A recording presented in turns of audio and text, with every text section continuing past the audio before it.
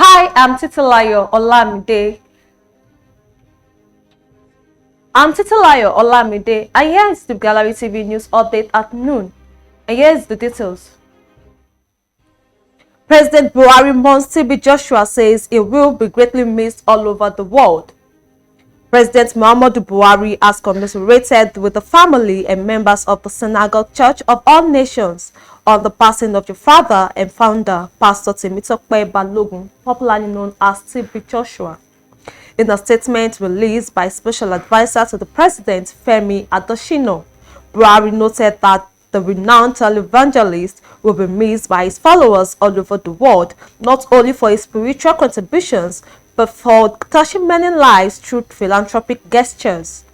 President Buhari urged Pastor Joshua's followers to take solace in the knowledge that life is not measured and defined by chronological longevity, that by enduring legacies and lives touched positively.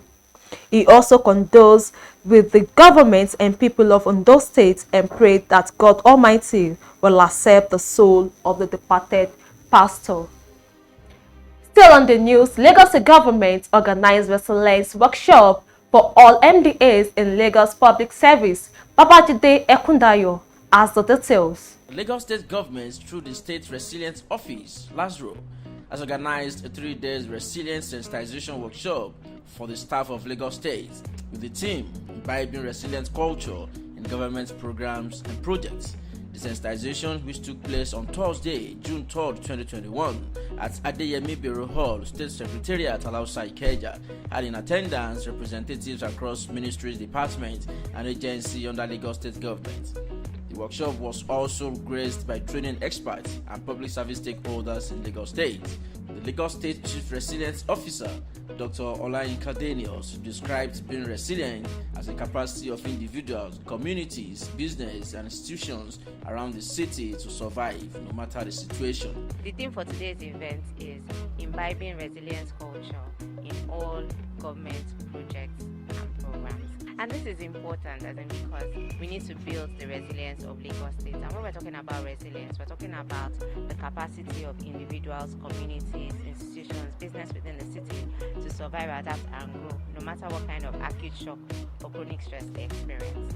When we're referring to acute shocks, we're talking about sudden sharp events that threaten the city. Things like flooding, urban fires, building collapses, and the likes. And when we're talking about stresses, we're talking about cyclical events that weaken the fabric of a city over time. Traffic congestion, overpopulation, underemployment, unemployment, and the likes. And the idea is for us to develop an integrated approach to addressing the shocks and stresses the city is facing. And in line with this, Lagos State government released the Lagos State Resilience Strategy in February 2020, and the strategy document outlines an integrated approach to addressing the shocks and stresses Lagos faces.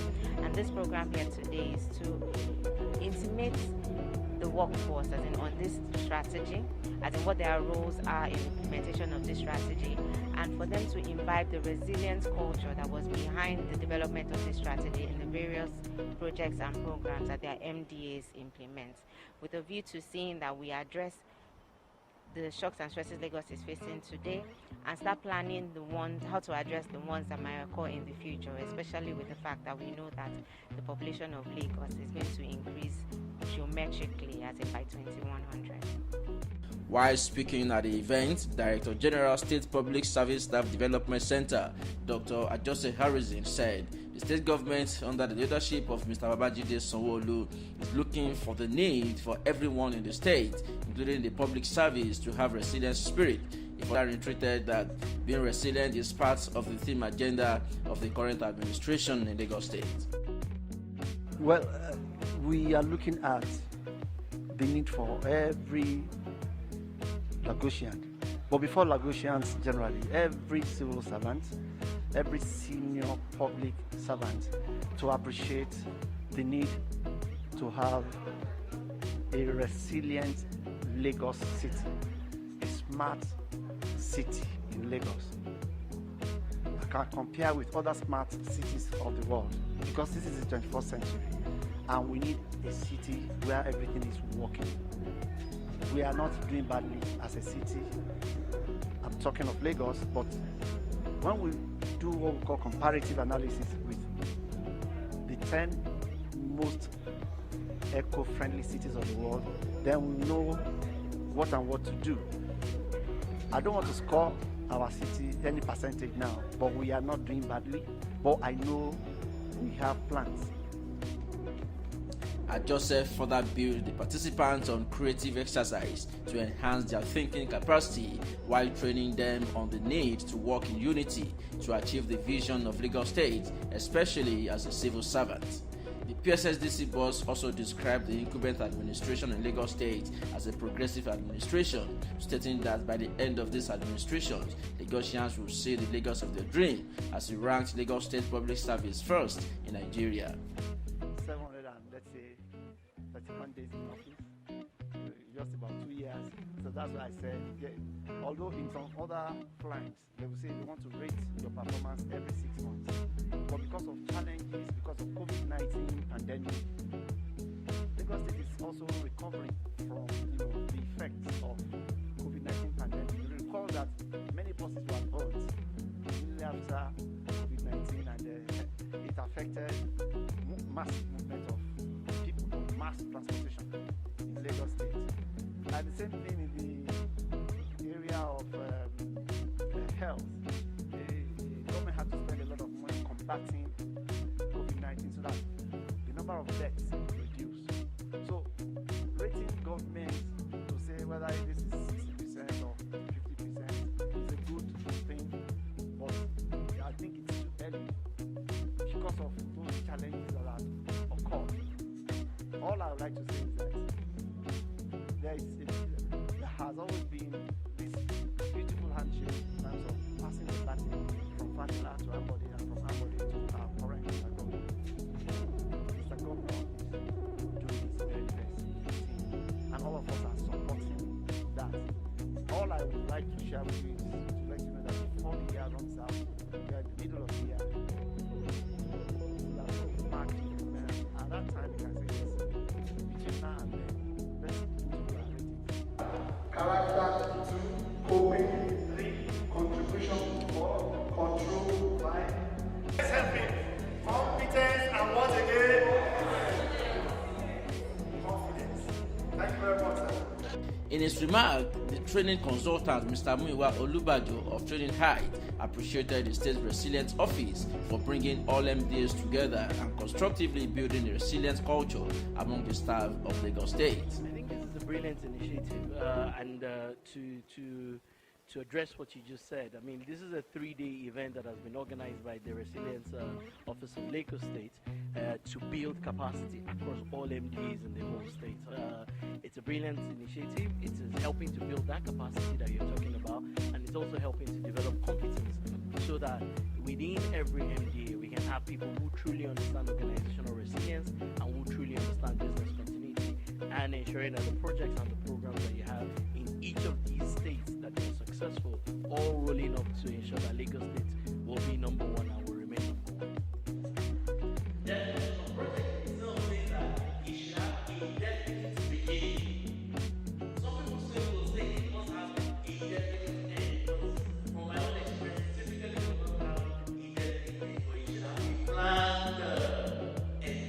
I am Babajide Kundayo, reporting for the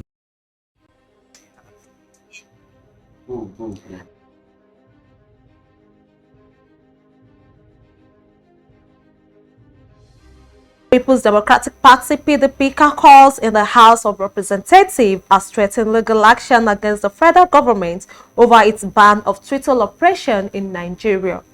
A statement by the leader of the caucus, Kingsley Shinda, on Sunday noted that the Nigerian government does not have the power to ban the social media platform, arguing that the action lowers the country's image in the eyes of other democratic nations.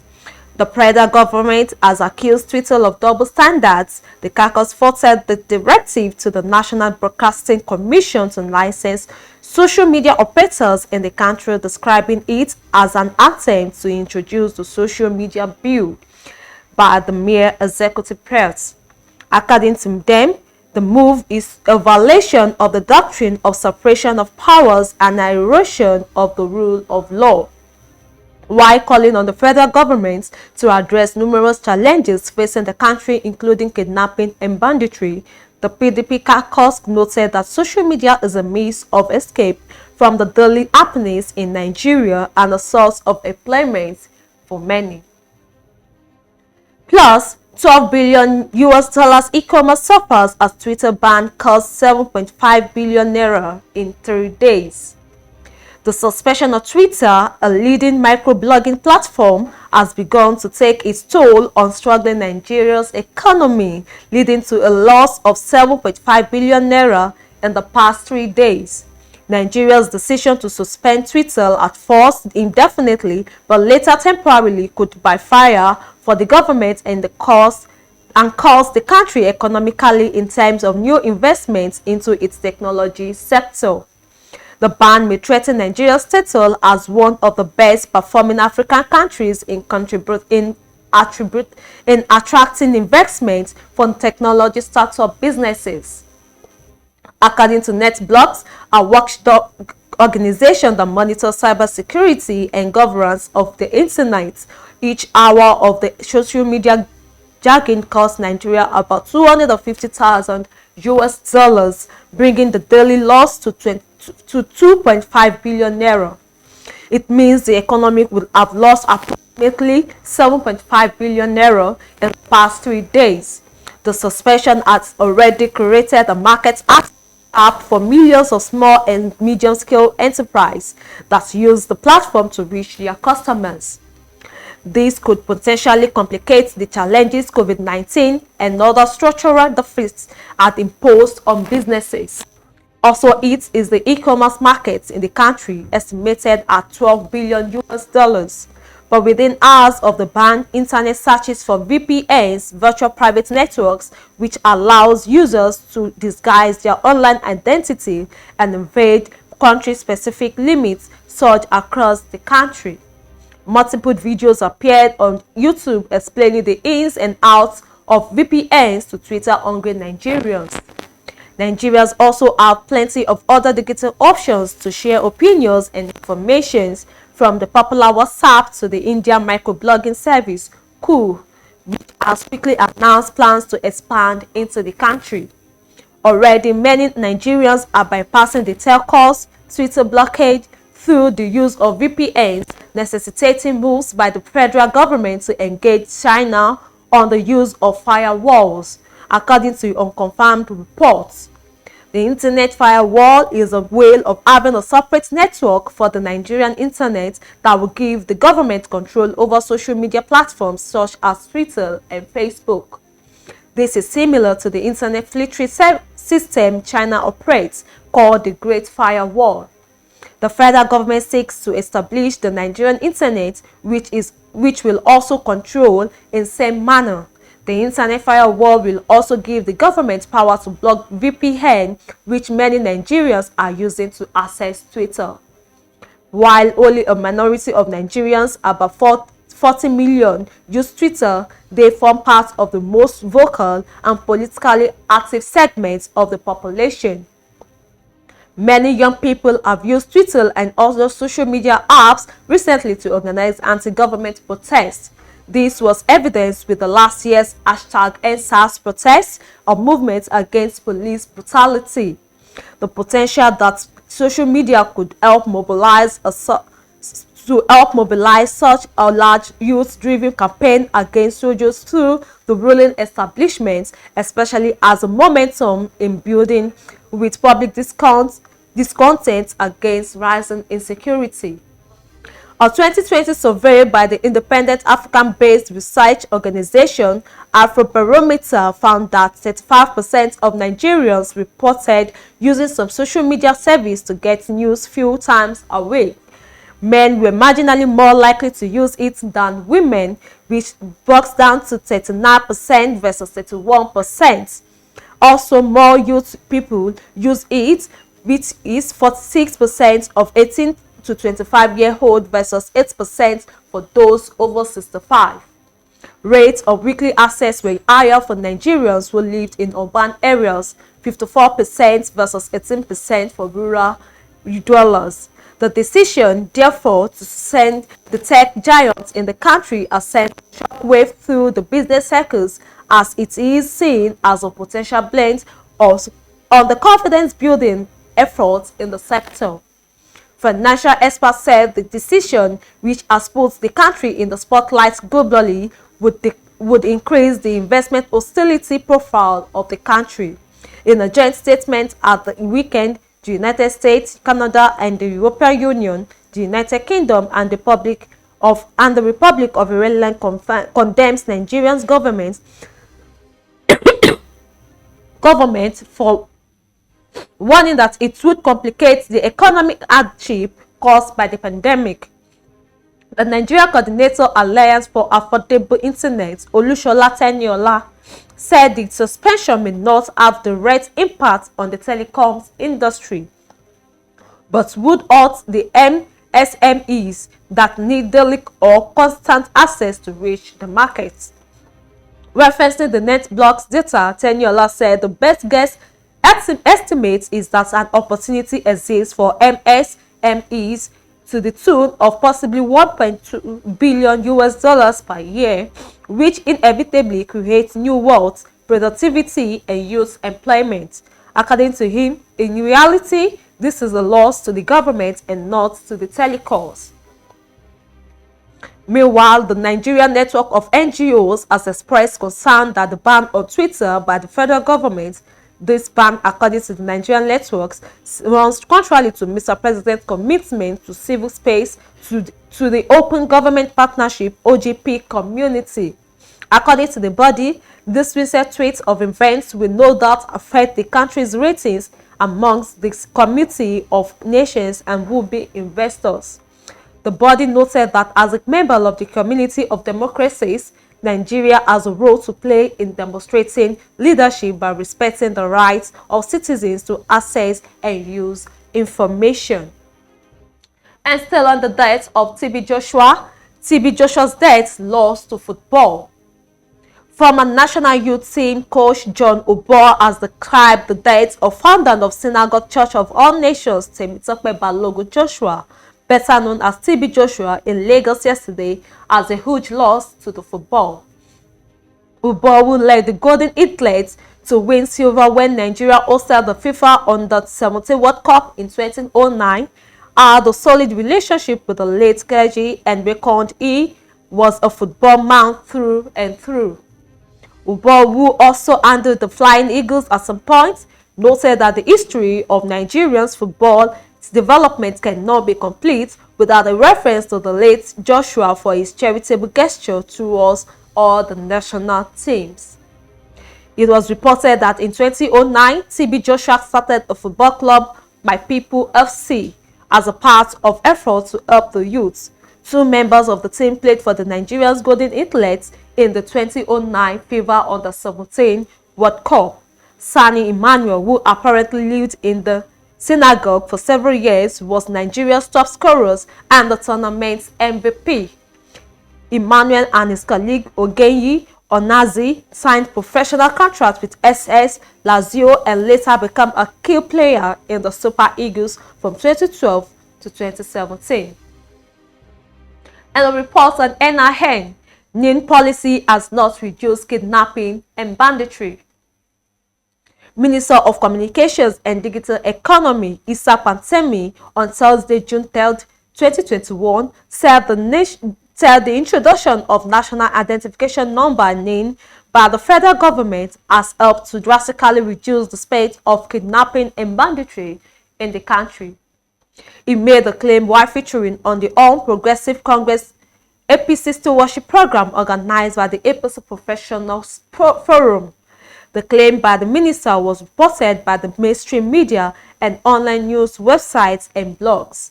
of more complete context, Kansami said it was the initiative of his ministry as a regulator that ensured that the National Communication and Commission's (NCC) issued a directive to telecommunications operators to make registration of SIM cards mandatory for end users. He said, security cannot be ignored. Security cannot be compromised because of economic development. We have come up with so many policies in order to support security institutions. When I was assigned to supervise the sector in 24th August 2019, unregistered and partially registered SIMs were being used to perpetrate crime in the country. Nobody knew the total number of unregistered SIMs. Within less than 15 days in the office, we have engaged the NCC as a regulator. We have directed them to carry out an audit exercise to enable them to come up with unregistered and partially registered SIMs. They came with around 9.4 million, which is enough to populate another country. It was the first time because we didn't know the total number of unregistered SIMs in the country. And we went further to direct NCC to ensure that by 25th September 2019, that it is only 1 month and a few days in office, no SIMs that is not registered will be on our network. NCC as a regulator implements that effectively. Go through history and news from the end of September 2019 to 2020, you will discover that even kidnapping and banditry has been reduced to the barest minimum. It was the time that hardly UK spent 1 month or more without hearing about kidnapping.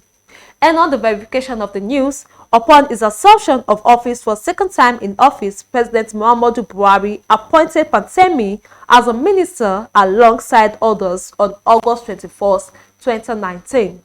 Following an audit of the NCC, the minister directed that NCC should deactivate about 9.4 million unregistered and improperly registered SIMs by 11:59 p.m. of September 25, 2019. According to a statement from the NCC on December 15, 2020, telecommunications providers were given 2 weeks to add valid national identification numbers (NIN) to every SIM card registered in the country. The statement also warned that all SIM cards without a NIN attached would be blocked from December 30, a date that has since been reviewed many times. Mirror website online dictionary defined drastically as severely and seriously, thus a drastic reduction means that the spite of banditry and kidnapping has reduced, as said by the minister. Still on the news, foreign portfolio investors' stake in Nigeria equities dropped 41.6%.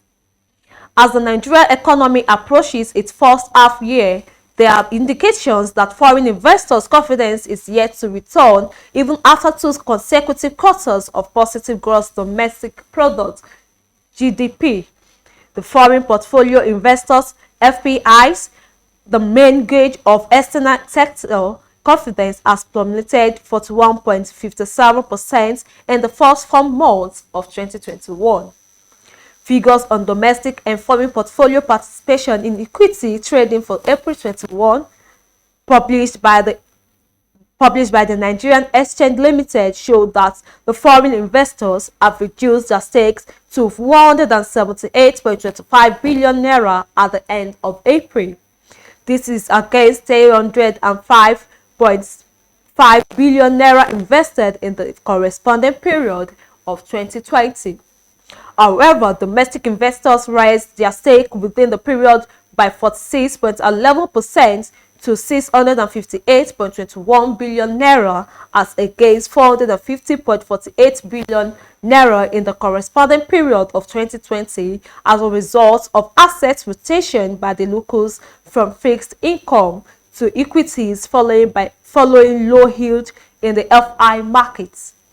Meanwhile, investment analysts have attributed the weak confidence by FIPs to concerns around foreign exchange FX liquidity and the deterioration in the macro environment. While foreign reserves have been on the decline, Nigeria's economy was pushed into recession in the second quarter of 2020. The analysts also pointed to the rising inflation as part of the challenges as Nigeria's inflation rate rose for 19th consecutive months up to April 2021, with moderate reversal in May at 18.12%, according to the inflation figures of the National Bureau of Statistics. Explaining the FPI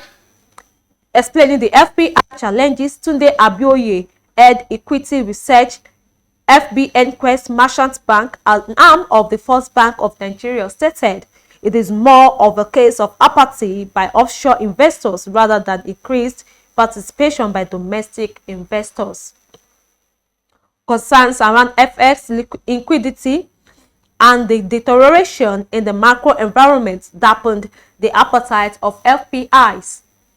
The surge in domestic interest in equities towards the fourth quarter of 2020 was due to investors' rotation out of fixed income securities as a result of the low-yield environment. And on entertainment news, Nigerian music industry has helped youth move from abject poverty to wealth, says Olabode. Fast-rising singer Bello Olabode, with the stage name Fabulous Ice Kid, says the music industry has helped a lot of young people move from abject poverty to wealth. Olabode noted that the music industry has had positive impact on Nigerian youth and advised the youth to stay clear of drugs and crimes as his music speaks about these menace. And with this, we've come to the end of the Gallery News Bulletin this hour. Don't forget to join us by 4 p.m. for yet another update. Thanks for watching. See you then.